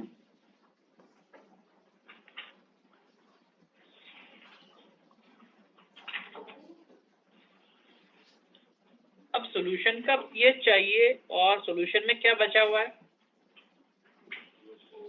OH माइनस। या तो मैं पहले POH निकालूं फिर 14 में से लेस करूं। एक काम करते हैं, थोड़ा सा इंटरचेंज करके हम डायरेक्ट pH का ही फॉर्मूला डेवलप कर लेते हैं। pH का डायरेक्ट फॉर्मूला डेवलप कर लेते ताकि 14 में से लेस करने वाला जो चक्कर है वो थोड़ा सा कम हो जाएगा। ऑल्दो बेसिक है लेकिन मुझे पता है कि के डब्ल्यू जो होता है वो के नहीं H plus into OH minus होता है के डब्ल्यू। मेरे को दिया हुआ OH माइनस, तो अगर मुझे उसको H प्लस में कन्वर्ट करना है तो मैं क्या लिख सकता हूँ, के डब्ल्यू अपॉन OH माइनस। ठीक है, तो मैंने पहले OH माइनस को H प्लस में कन्वर्ट किया। अच्छा, अब मुझे क्या चाहिए था, पीएच। तो देखो पीएच हो जाएगा negative log of H plus negative log of K W upon concentration of OH minus. जरा ऊपर देख के बताओ OH माइनस की कंसंट्रेशन कितनी थी, CH। OH माइनस की कंसंट्रेशन यहाँ पर CH थी, तो मैंने लिखा negative log of K W upon CH। अब H का वैल्यू यहाँ देखो ऊपर दिख रहा है under root K W K dot सी। यहाँ से H की वैल्यू रखी नेगेटिव लॉग, देखो के डब्ल्यू तो बाहर रह गया, C बाहर रह गया, और क्योंकि 1 अपॉन H है तो नीचे हो गया के डब्ल्यू, ये हो गया के डॉट सी। मैंने H की वैल्यू यहाँ रख दी। अब इसको लिख रहा हूँ pH is equal to negative log, बाहर से के डब्ल्यू और सी को रूट के अंदर लेगा। तो पहले रूट के अंदर क्या था, के था, सी था और के डब्ल्यू था, और बाहर से अंदर कौन आया, तो ये के डब्ल्यू का स्क्वायर अंदर आया और सी का स्क्वायर अंदर आया। अब इसको थोड़ा सा सिंपल कर दें, एक के डब्ल्यू से के डब्ल्यू कैंसिल हो गया, एक सी से सी कैंसिल हो गया, तो फाइनली मेरे पास पीएच का फॉर्मूला क्या बन गया, negative log under root K W K over सी। वैसे मुझे डायरेक्ट ये फॉर्मूला ही याद रखना था, कैसे डिराइव हुआ तो देखो डेरिवेशन नहीं पूछा जाता, लेकिन कंसेप्ट की क्लियरिटी के लिए, अंडरस्टैंडिंग के लिए ये कैसे बना उसको मैंने यहाँ पर लिखा। आप अगर इसको याद रख सकते हैं तो ज्यादा अच्छा होगा, अगर वीक एसिड है तो अंडर रूट के डब्ल्यू के अपॉन सी। अब देखो के डब्ल्यू अंडरस्टूड है 10⁻⁻14, सी एसिड की कंसंट्रेशन और के की वैल्यू एसिड के लिए दी हुई है। तो अगर के डब्ल्यू अंडर जरूरी नहीं दे दिया जाए, वहां तो -14 लिखना ही है, नहीं दे रखा तब भी लिखेंगे। के दिया हुआ है, सी दिया हुआ है, तो आप डायरेक्टली पीएच इसका यहाँ पर निकाल सकते हैं। फॉर्मूला यही है, लिखने के तरीके अलग अलग होते हैं। तो देखो इसी पीएच वाले फॉर्मूले को थोड़ा सा चेंज करके एक और तरीके से भी लिखते हैं, जरा समझना। जैसे मैंने लिखा हुआ pH equal to negative log under root K W K over C, इसको मुझे लिखना है।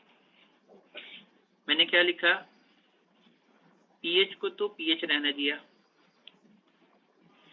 माइनस है लॉग को छोड़ देते हैं और अंडर रूट को लिखा माइनस और ये लिखा हाफ। अब क्या बचा, log A dot B upon में सी, तो log A plus log B और अपॉन में लॉग सी आ गया। तो इसको मैंने क्या लिखा, लिखा लॉग के डब्ल्यू प्लस लॉग के ए और माइनस लॉग सी, क्योंकि वो नीचे था। कैसे लिखा वो समझ में आया आपको? हाँ भाई, अब या तो मैं, चलो एक बार, चलो इसको ऐसे लिखते हैं, बाहर वाला माइनस है उसको अंदर ले लिया, हाफ बाहर रहने दिया, ये हो गया माइनस लॉग के डब्ल्यू प्लस बाहर वाला माइनस अंदर आते हो गया माइनस लॉग के ए और माइनस माइनस क्या हो जाएगा, प्लस लॉग सी। अब माइनस लॉग के डब्ल्यू को क्या लिख सकता हूँ, तो देखो ये लिखा P H equal to half P K W plus minus log K को लिखा पी के ए प्लस लॉग सी। अब आप इसको हाफ पी के डब्ल्यू को 7 लिख सकते हो, क्योंकि पी के डब्ल्यू 14 है तो 7 को बाहर ले लिया और वो हाफ ले लिया बाहर, और पी के प्लस लॉग सी ऐसे भी लिख सकते हो। तो चाहे जैसे रिप्रेजेंट करें, ओवरऑल फॉर्मूले जो पसंद आए, जैसा पसंद आए, चाहे आप इसको ऐसे लिखें, चाहे आप इसको पीएच का फॉर्मूला ऐसे लिखें। ये week acid strong base salt का फॉर्मूला पीएच कैलकुलेट करने का।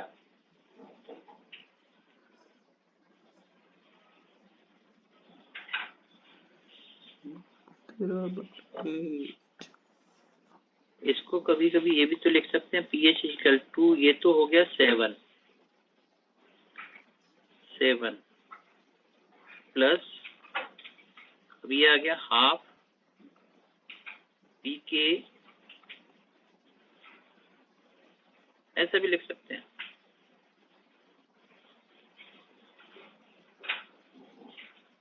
जैसा पसंद आ जाए लिखा जा सकता है। अल्टीमेटली मेरे को 3 ही फॉर्मूले यूज में आ रहे हैं। एक ये आ रहा है के एच के डब्ल्यू अपॉन के, दूसरा है degree of hydrolysis under root K W K dot C, और पीएच का फॉर्मूला चाहिए तो negative log of under root K W K over C. ये समझ में आया? अब एक छोटा सा क्वेश्चन पूछ लेते हैं। नोट कर लिया हो तो क्वेश्चन पूछ लो।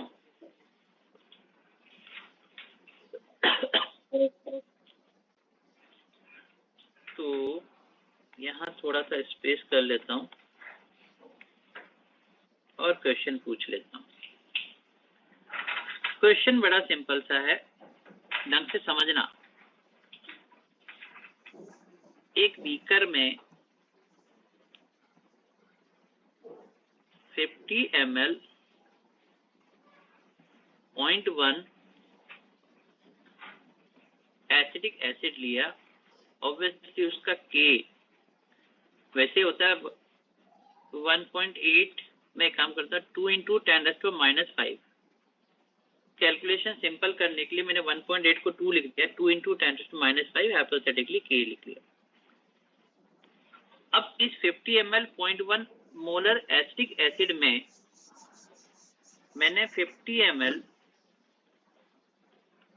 0.1 मोलर NaOH ऊपर से मिला दिया।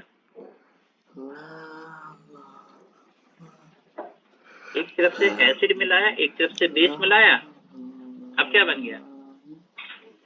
Salt and water. बिल्कुल, बहुत बढ़िया। सिंपल सा क्वेश्चन पूछा, बताओ सॉल्यूशन का पीएच क्या होगा। क्वेश्चन बहुत छोटे होते हैं यहाँ पर। बताओ पीएच क्या होगा, इतना ही क्वेश्चन है। अब जरा सोचो समझो, बताओ।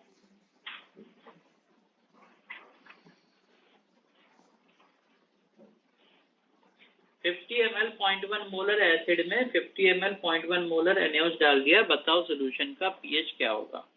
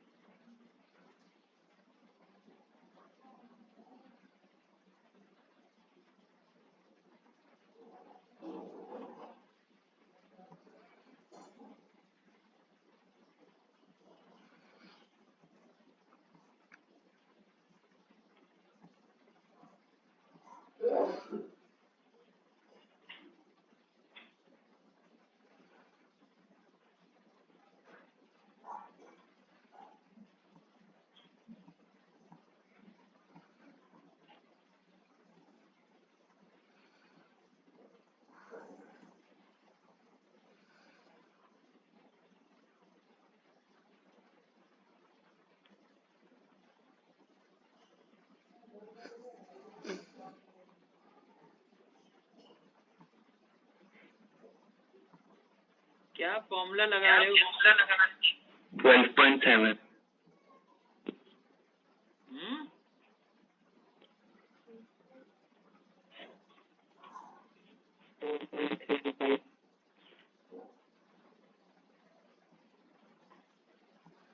चलो देखते हैं क्या कहना चाह रहे हो।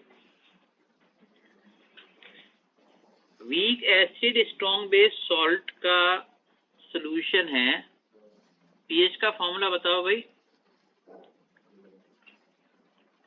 Negative log under root KW K/C।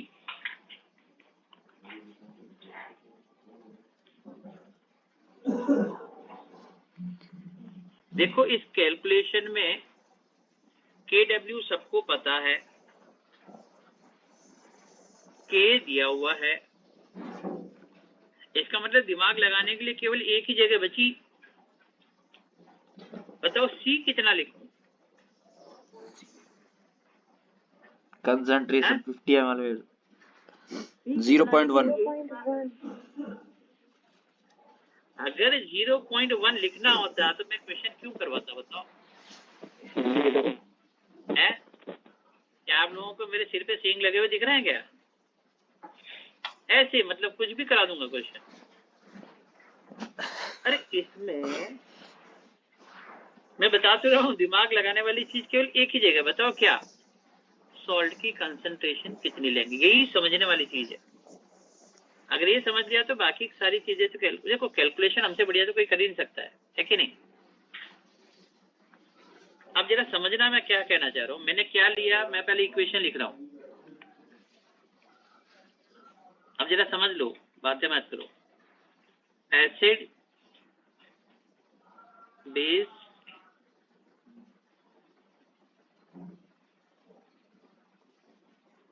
Water 50 into 0.1। Base कितना था? 50 into 0.1। अभी सॉल्ट कुछ नहीं बना। जब दोनों को मिक्स किया, एसिड पूरा खत्म, बेस पूरा खत्म, सॉल्ट हो गया 50 into 0.1, वाटर हो गया 50 into 0.1।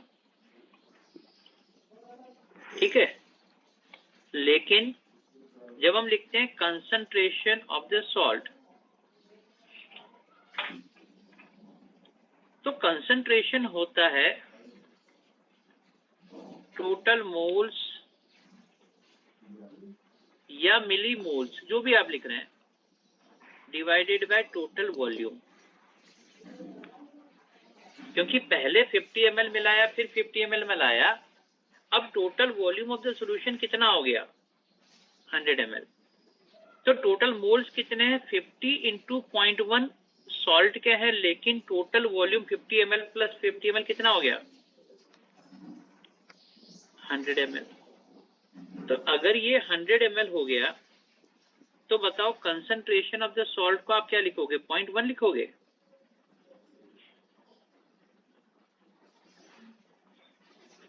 कितना हो जाएगा? 0.05।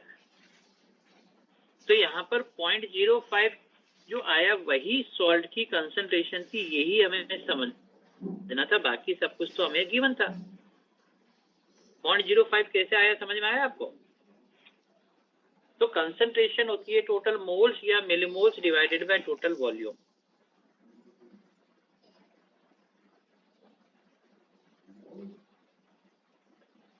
मैं यहाँ पर लिख रहा हूँ, क्या करूं? pH equal to negative log KW K/C।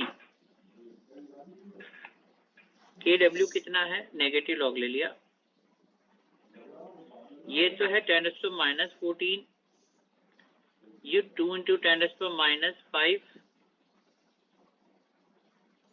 Divided by 0.05 है ना, 0.05। तो इसको लिखता हूँ 5 into 10⁻²।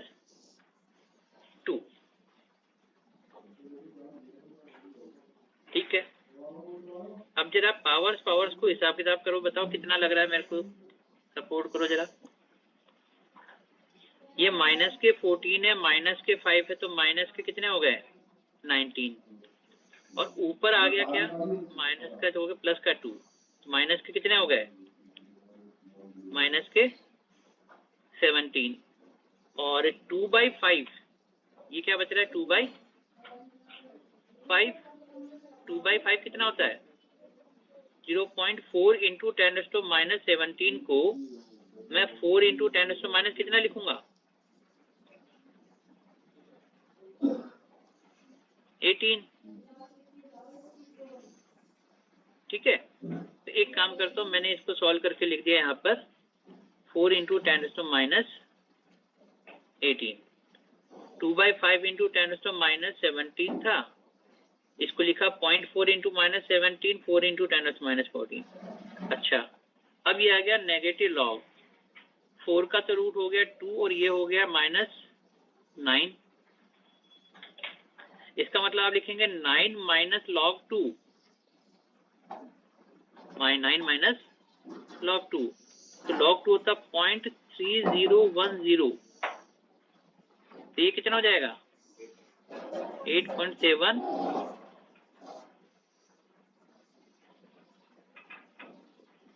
ठीक है, इतना ही मान लेते हैं। तो ये आंसर आ रहा है नियरली 8.7। कैसे आया, समझ में आया क्या?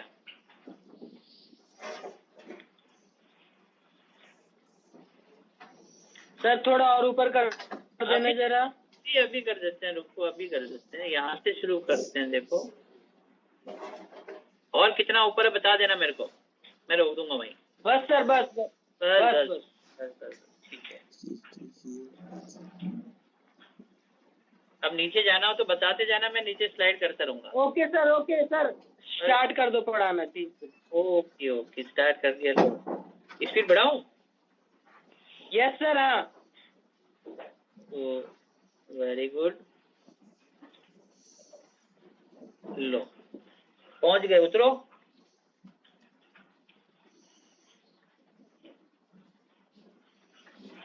चलो तो देखो यहाँ पर एक चीज हमें समझने वाली थी, वो हमने समझ ली कि इस टाइप की रिएक्शंस में जब हम मिक्स कर रहे हैं तो जो कंसंट्रेशंस होती हैं वो टोटल मोल्स या millimoles divided by total volume. ये पॉइंट समझ में आया आप लोगों को? अब कॉम्बिनेशन नंबर 3, इस बार एसिड स्ट्रॉन्ग है और वीक बेस है। स्ट्रॉन्ग एसिड तो ले लेते हैं HCl और अमोनियम हाइड्रोक्साइड ले लेते हैं वीक बेस। तो अमोनियम हाइड्रोक्साइड और HCl का सॉल्ट क्या बन गया? Ammonium chloride. इसका मतलब अगर ये कहा जाएगा भाई वाटर में कुछ अमाउंट में NH4Cl अमोनियम क्लोराइड डाल दिया, सॉल्यूशन का पीएच क्या होगा और नेचर क्या होगा, ये पूछा जा रहा है। तो अब देखो जल्दी समझ में आ जाएगा क्योंकि एक राउंड हम कर चुके हैं। अमोनियम क्लोराइड दे रहा है, अमोनियम और क्लोराइड, सॉल्ट की कंसंट्रेशन C है तो ये भी C आ गए। अब इस बार वीक पार्ट किसका है, एसिड का या बेस का? बेस का। तो हाइड्रोलिसिस में ये बेस वाटर को मैं HOH फिर से लिख रहा हूँ HO करते हुए, तो अमोनियम पार्ट वाटर से OH माइनस ले लेगा, तो ये बन जाएगा NH4OH, और एक्सिस में बच क्या गया H+। क्योंकि एक्सिस में H+ बचा हुआ इसलिए हम कहेंगे इस बार एक तो सॉल्यूशन का नेचर एसिडिक है, ये पता चल गया, सॉल्यूशन का नेचर एसिडिक। अब हमने लिखा C1 - H, तो ये CH और ये CH हो गया।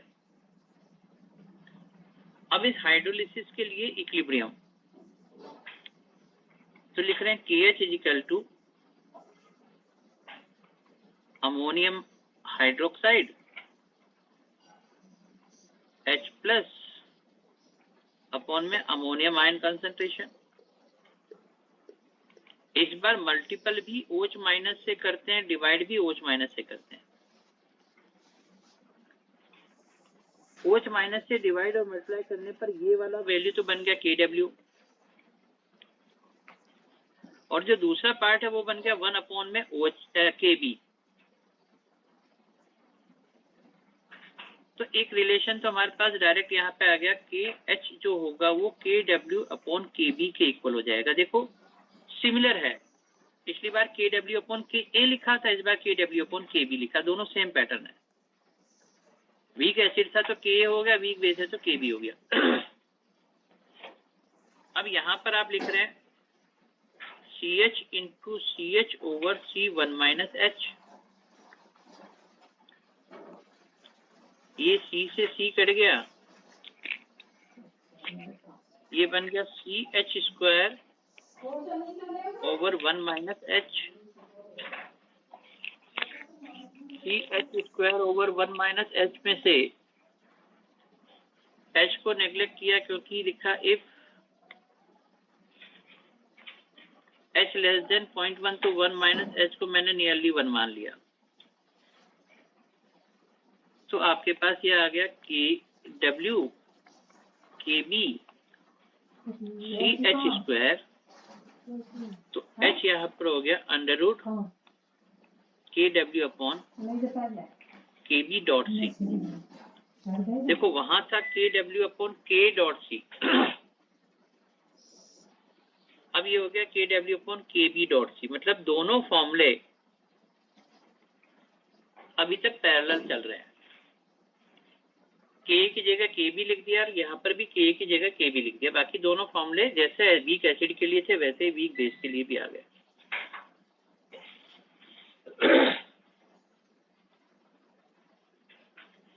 आवाज आ रही है मेरी?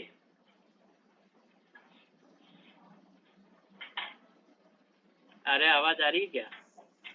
ये सर आ रही है सर। Yes, sir. स्क्रीन दिख रही है? Yes sir. Sir okay okay okay okay. अब मेरे को केवल एक जगह चेंज आ जाएगा, मुझे चाहिए था पीएच। पिछली बार OH माइनस था तो कन्वर्ट करना पड़ा था, इस बार कन्वर्ट करने की जरूरत नहीं पड़ेगी क्योंकि मेरे को डायरेक्टली H प्लस दिख रहा है यहाँ पे। पिछली बार H प्लस को OH माइनस में OH माइनस को H प्लस में कन्वर्ट किया था। इस बार कन्वर्ट करने की जरूरत नहीं, मैं डायरेक्टली यहाँ पर H प्लस निकाल सकता हूँ। तो मैंने इसको लिखा pH negative log of H plus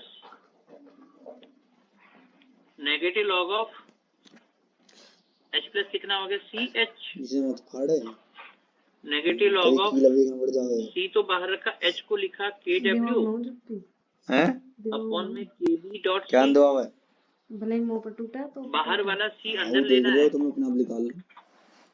तो लिखा नेगेटिव लॉग चाहे उसे माथ करूंगा सुने से पहले न बोलूं, पहले पैसे दे जोड़ घुसवाऊंगा। दोनों भी ओरिजिनल का KB लेकर और C आया। था और बाहर वाला जो था वो C का लोकल स्क्वायर थाना करके कैसे अंदर ले लिया, ओरिजिनल एक C कैंसिल आउट हो गया। इतना अपने आप पे साफ न रखो, इतना ऐसे रखूं pH हो गया उंगली की नेगेटिव दिशा में पलट लॉग देता ऑफ हूं। Under root KW upon KB। फेंकने तभी टूटे। ऐस तो कोई वहां होता था ही ना, KW K अपॉन C और यहाँ पर हो गया KW C upon water KB। Proof ही तो रहेगा। केवल इतना सा डिफरेंस है, हाँ, बाकी ये जैसा भी फॉर्मूला लगा ले। कॉमन चलेगा। ये वाटर प्रूफ हो से इनके पता क्यों आप इसको हीट फेंकनी पड़े इन्हें बाहर। लिख सकते हैं मतलब pH फैन है इक्वल इनमें। हाफ हिट कह रहा हूँ, मैं सोची ईट कह रहा हूँ। अरे फैन चले, फैन थोड़ी देगा वाटर प्रूफ कभी भी। माइनस PKB फोन तो रहा फोन, कोई फोन रहता है 50,000 का फोन है वो वाटर प्रूफ नहीं रहता, वो लैपटॉप जैसे ही रहेगा। उसके अंदर रहा फैन एक यहाँ पे लगा रहा है बीच में। किसके जो वाटरप्रूफ है ना फोन है वो बिना वाटर प्रूफ है वैसे तो, और ये है आईफोन 12 भी टक्कर देगा वो। केवल पीएच के लिए थोड़ा सा 50,000 में नेगेटिव लॉग ऑफ iPhone कितने का KW हो रहा है? C ओवर KB हो गया। 130 का, वहां पर KW K अपॉन में 31 C था। 32 130 यहाँ तक का पोर्शन समझ में आया आप लोगों को? कौन सा iPhone 11 भी 95 का हो रहा। Yes, sir. और एसेसरीज लेंगे तो 31 का पड़ेगा, और 12 का एसेसरीज लेंगे ना साथ में तो 3 का पड़ेगा डायरेक्ट, 3 लाख का या 2 लाख का। चार्जर इसको पता कितने का, 7,500 का। इस बार एसिटिक एसिड वीक एसिड था, अमोनियम हाइड्रोक्साइड वीक बेस था, 7,500 तो इस बार मैंने क्या रिसेप्शन दिला। हाँ किया, अमोनियम एसिटेट बात तो कर रहा हूँ। NH4, ये अमोनियम एसिटेट इसमें डाल दिया। हेलो और बताओ हाँ भाई क्या ऋषभ, होगा, हैप्पी ऐसा बर्थडे question आ गया। भाई। बढ़िया तू देखो, बता। इस बार तो CH3CONH4 अरे भाई मैं ना रहा, जो मेरा तो हाथ अमोनियम टूट रहा। एसिटेट है वो कंप्लीट डिसोसिएट हो रहा है। अरे अच्छे से पैसे गिर गया, मसल तोड़ना होगी सारी अमोनियम आयन के अंदर हाथ की। सॉल्ट की कंसंट्रेशन अरे अब क्या करे, अब पापा बाहर नहीं निकलने दे रहे, नहीं तो मैं जगजोत के साथ आ रहा है, फिर वापस पहुंची पापा मना कर रहे हैं। मेरा जाओ मत। एसिटेट आयन है, चल भाई ठीक है, बढ़िया बनाइए अपना। ठीक है अमोनियम आयन है, वाटर को H+OH- लिखा, एसिटेट ने वाटर से H+ ले ठीक लिया, है भाई ठीक है। एसिडिक एसिड बन गया। अमोनियम ने वाटर से OH- ले लिया,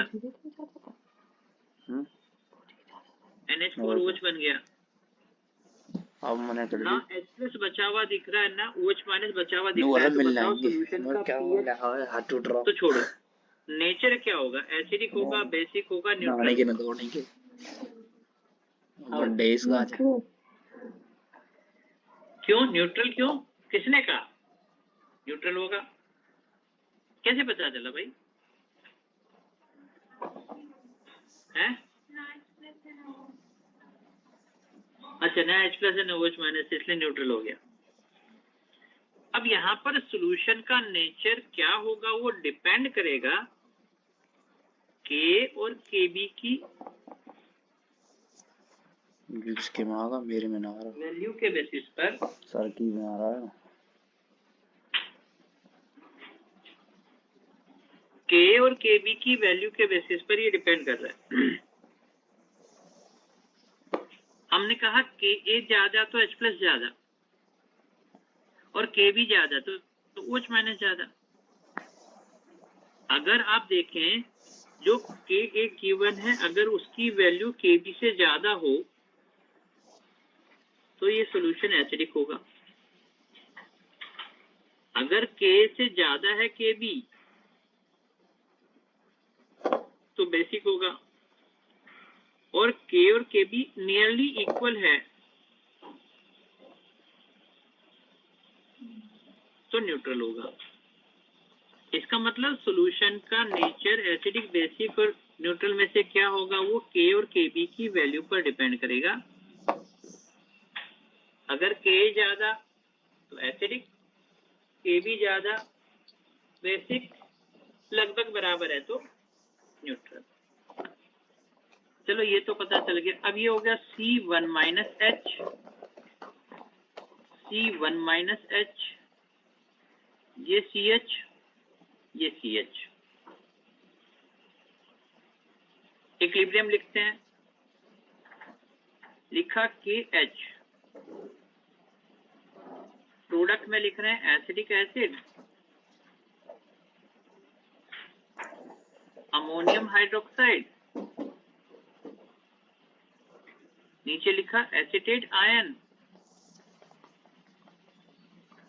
अमोनियम आयन। इस बार H+ और OH- से मल्टीप्लाई भी किया और H+ और OH- से डिवाइड भी कर दिया, मल्टीप्लाई भी कर दिया, डिवाइड भी कर दिया। तो अब देखो ये पोर्शन तो बन गया KW, ये वाला 1 में Ka हो गया, और ये 1/Kb हो गया। इसका मतलब KH जो हो गया वो KW/K इंटू Kb के इक्वल हो गया। KW/K Kb।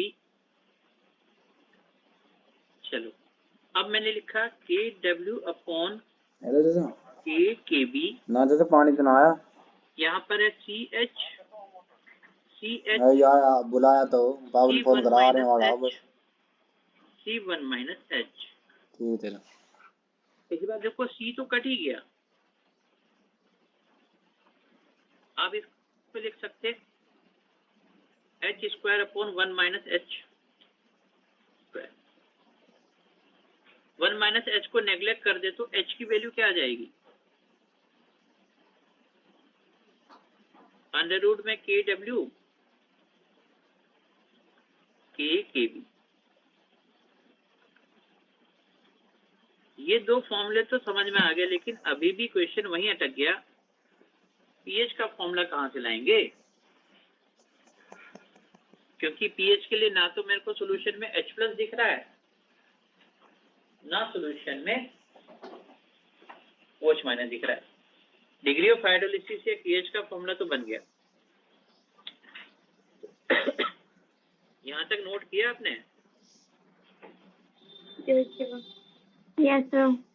अब देखो, जैसे हम रिडॉक्स रिएक्शन जब बैलेंसिंग करते हैं तो हाफ इक्वेशन मेथड देखते हो आप, हाफ इक्वेशन, उसमें हम कहते हैं ऑक्सीडेशन हाफ को अलग कर देते हैं, रिडक्शन हाफ को अलग कर देते हैं, हाफ हाफ कर देते हैं ऑक्सीडेशन रिडक्शन। ये जो हाइड्रोलिसिस वाली रिएक्शन है, acetate ion ammonium ion acetic acid ammonium hydroxide, इसको हाफ हाफ पोर्शन में देखो, आधा आधा करके अलग अलग घूर घूर के देखो, ढंग से देखो, कुछ नजर आ रहा है क्या? मैंने क्या कहा, इसका एसिडिक हाफ, एसिडिक हाफ में कौन कौन है, एसिडेट आयन है और एसिडिक एसिड है, इसको मैं एसिडिक हाफ मान लूं। बेसिक हाफ में देखो अमोनियम है, OH है और अमोनियम हाइड्रोक्साइड है। इसका मतलब इक्वेशन को हाफ हाफ दो तरीके से देख सकते हैं, आधा आधा करके। अब मैं इसमें से कौन सा पार्ट उठाऊं, एसिड वाला उठाऊं कि बेस वाला उठाऊं, क्योंकि मुझे पीएच चाहिए। एसिड वाला पार्ट उठाऊंगा तो मुझे H प्लस मिलेगा, और बेस वाला प्रोडक्ट में निकालूंगा तो फिर OH आएगा, फिर कोडिन में से लेस करो या कन्वर्ट करो। तो कौन सा बढ़िया है, उठाऊं कौन सा उठाऊं, एसिड उठाऊं बेस उठाऊं? एसिड वाला। अब मैं काम करता हूं, एसिड वाला पार्ट यहाँ से पिक कर लेता हूं। मैंने उस इक्वेशन को हाफ लिख करके एसिड वाले पार्ट को लिखा, तो देखो ये था एसिटेट आयन, ये वाटर से H प्लस आ रहा था और ये एसिडिक एसिड बन गया, और इसके नीचे लिखा हुआ था यहाँ C1 माइनस H, ये तो H प्लस वाटर से आ रहा था, यहाँ लिखा हुआ था CH। मैंने उसका हाफ पोर्शन उठा के अलग कर लिया। अब ये जो इक्विलिब्रियम है ये 1/Ka है ना, क्योंकि रिएक्शन ऑफ Ka का रिवर्स लिखा हुआ है, और इसमें आ जाएगा एसिडिक एसिड ऊपर, एसिटेट आयन और H प्लस आयन, या लिख सकते हैं CH ऊपर चला गया, C1 माइनस H, और H प्लस तो वाटर वाला था ये वाला। अच्छा, इसको रीअरेंज करके क्या मैं H प्लस कंसंट्रेशन लिख सकता हूं? तो देखो H प्लस के लिए क्या होगा, H प्लस इधर गया तो K इधर चला गया, और इधर क्या बचा, CH3COH अपॉन में CH3CO माइनस, या इसको आप लिख लें क्या, इसको लिख सकते हैं H plus equals to K, CH3COH कितना है, CH over C1 minus H, C से C कट गया, 1 माइनस H को नेग्लेक्ट कर दिया, तो H प्लस कंसंट्रेशन किसके इक्वल आ गई,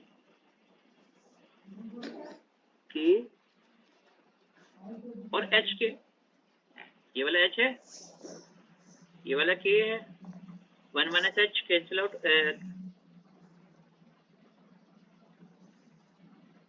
आगे तो pH आ ही जाएगा। देखो कैसे pH हो जाएगा negative log of H plus negative log of K, और H की जगह क्या लिख दूं, अंडर रूट, ये रहा देखो अंडर रूट में KW KKB, OH यहाँ से यहाँ रख लेते हैं, ये हो गया अंडर रूट में KW K KB, बाहर वाला K रूट के अंदर ले लेते हैं, ये है KW K KB और बाहर वाला जो KA था वो स्क्वायर करके अंदर ले लिया, एक कैंसिल आउट हो गया। तो फाइनली मेरे पास पीएच के लिए क्या बन गया, negative log under root KW K over KB।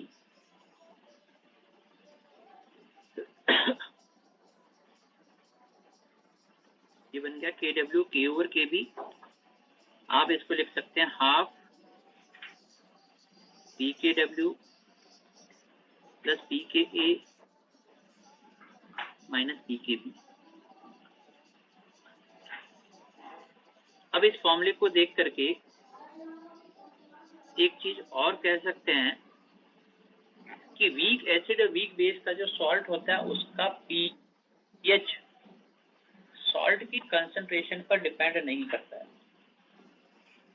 Salt की कंसंट्रेशन पर डिपेंड नहीं करता, ये केवल KKB पे डिपेंड करता है। देखो इससे पहले वाला फॉर्मूला देखना, मैं केवल दिखा रहा हूँ, आप देखोगे तो यहाँ पर मुझे सॉल्ट की कंसंट्रेशन C नजर आ रही है वीक बेस वाले केस में, उससे पहले वीक एसिड वाले केस में भी मुझे सॉल्यूशन में क्वेश्चन में ये देखो ये फॉर्मूले में सॉल्ट की कंसंट्रेशन C नजर आ रही है। तो बाकी दोनों फॉर्मूले में सॉल्ट की कंसंट्रेशन पे सॉल्यूशन डिपेंड करता है, लेकिन ये फोर्थ जो केस है जब पीएच और वीक एसिड वीक, अरे लिखा कि जाने की तैयारी पहले ही कर रहे हो, लिखा क्या लिखा अभी कर देते हैं, यहाँ लिखो the pH of weak acid weak base salt is independent on the concentration of salt. pH weak acid weak base salt is independent on the concentration. तो यहाँ पर सॉल्ट की कंसंट्रेशन पर सॉल्यूशन का पीएच डिपेंड नहीं करता है। कभी कभी यही स्टेटमेंट यूज करके क्वेश्चन पूछ लेते हैं, पूछते हैं कि चार ऑप्शन दे दिए, लिखा which of the following pH does not depend on concentration, उन चार में से एक वो ढूंढना है जो वीक एसिड वीक बेस हो। वैसे स्ट्रॉन्ग एसिड स्ट्रॉन्ग बेस का भी डिपेंड नहीं करते हो, तो ऑलवेज 7 होता है, लेकिन क्वेश्चन बनाने वाले को पता है कि मुझे एक ही ऑप्शन रखना है, इसलिए वो वीक एसिड वीक बेस वाला ऑप्शन रखता है। दूसरा ऑप्शन, चार ऑप्शन में स्ट्रॉन्ग एसिड स्ट्रॉन्ग बेस नहीं रखेगा, क्योंकि क्वेश्चन बनाने वाले को तो पता है ना कि क्या आंसर होगा। यहाँ तक कहीं किसी को कुछ समझ में तो नहीं आया? आ गया सर।